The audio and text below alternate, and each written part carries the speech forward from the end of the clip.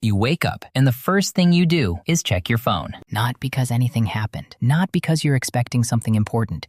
You just do it automatically. Before you've said a word to another human being, before you've looked out a window, before your brain has even fully loaded, you're already consuming. And somewhere underneath all of it, there's a feeling you can't quite name.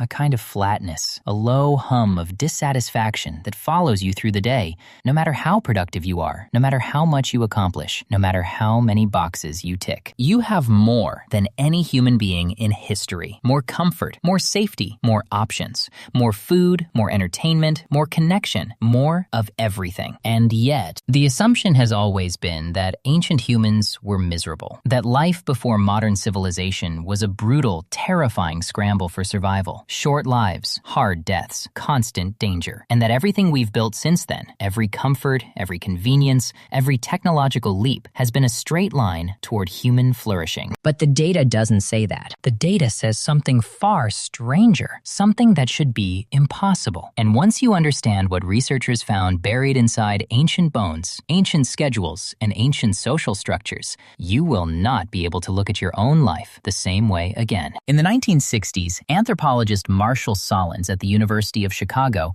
began studying the daily lives of modern hunter-gatherer societies, groups living the closest thing to ancient human life that still existed on Earth. What he found overturned nearly everything academics had assumed. These people worked on average between 3 and 5 hours per day, not 3 to 5 hours of productive office work squeezed between commutes and meetings. 3 to 5 hours total. The rest of the day was rest, social connection, play, ritual, and stillness. Sahlins called hunter-gatherers the original affluent society, not because they had a lot, but because what they needed and what they had were almost perfectly aligned. But that's only the surface. What comes next goes much deeper. Anthropologist Edward Schieffelin at the London School of Economics spent years embedded with the Kaluli people of Papua New Guinea, a society whose way of life had remained largely unchanged for thousands of years. He documented something that stunned him. Clinical depression, as we define and experience it in the modern world, was functionally absent. Not rare. Absent. This wasn't because the Kaluli had easy lives. They faced disease, loss, conflict, and death at rates modern humans never encounter. But their relationship to suffering was structured differently. Grief was communal. Loss was expressed openly and collectively. There was no expectation that you should feel fine. There was no performance of wellness. Researcher Vikram Patel at Harvard Medical School has since documented similar patterns across dozens of pre-industrial and indigenous communities. The conclusion he keeps returning to is the same. The architecture of ancient social life, the density of human contact, the shared rituals, the absence of isolation, functioned as a kind of psychological immune system that modern life has quietly dismantled. And here is where it gets neurological. Your brain was not built for the world you are living in. Neuroscientist Robert Sapolsky at Stanford University has spent decades studying the biological stress response across species and civilizations. His research keeps arriving at a single, uncomfortable finding. The human dopamine system, the system responsible for motivation, reward, and satisfaction, evolved in an environment of scarcity. It was calibrated for a world where pleasure was rare, effort was required,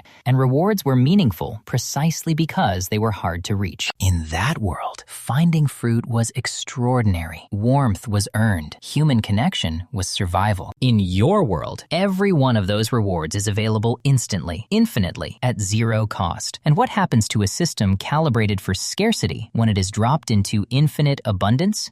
It stops working properly. Sapolsky's research shows that chronic overstimulation doesn't make the dopamine system more active. It makes it less responsive. The baseline drops. The threshold for feeling anything rises. And what's left is exactly what you feel when you wake up and reach for your phone before you've had a single thought. A low, persistent flatness that no amount of stimulation seems to fix, because stimulation is the cause. Ancient humans weren't happier because their lives were better. They were happier because their nervous systems were operating in the environment they were designed for. But there's a third layer, and it's the one that researchers didn't expect. Psychologist Sheldon at Skidmore College has spent 30 years studying what he calls terror management theory, the psychological mechanisms humans use to cope with the awareness of their own mortality. His findings, replicated across cultures and decades, show something ancient societies understood intuitively and modern societies have almost entirely lost. When humans Humans are regularly confronted with the reality of death, not hidden from it, not medicated past it,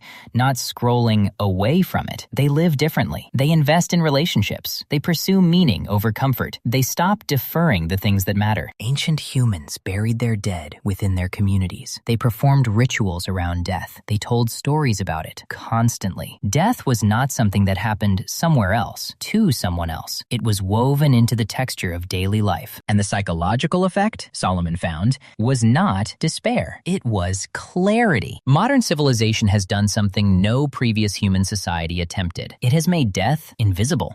It has moved it to hospitals, to statistics, to news cycles that can be closed with a swipe. And in removing death from daily awareness, it removed the primary mechanism through which humans historically generated a sense of urgency, meaning, and appreciation for being alive at all. So here is what the research actually shows. Ancient humans worked less. They rested more. They lived inside dense, unbreakable social webs, where isolation was not just uncommon, it was structurally impossible. Their dopamine systems were calibrated to an environment of meaningful scarcity, which meant that small things, a fire, a meal, a conversation, registered as genuinely satisfying. And they lived in full awareness of death, which gave their brief lives a clarity and intentionality that most modern humans will never experience. You have longer life expectancy. You have medicine. You have safety. You have options they couldn't have imagined. And you are, by nearly every psychological metric researchers have applied, measurably less content. Not because you are weak, not because something is wrong with you specifically, but because the system running underneath your life, the ancient biological hardware your brain is built on, was shaped for a world that no longer exists. And no upgrade to that world has come with an instruction manual for what to do with a mind that was never designed for it. The phone on your nightstand is not the problem. It's a symptom of a species that optimized for everything except the one thing that actually mattered, and is only now, slowly, beginning to understand what it lost.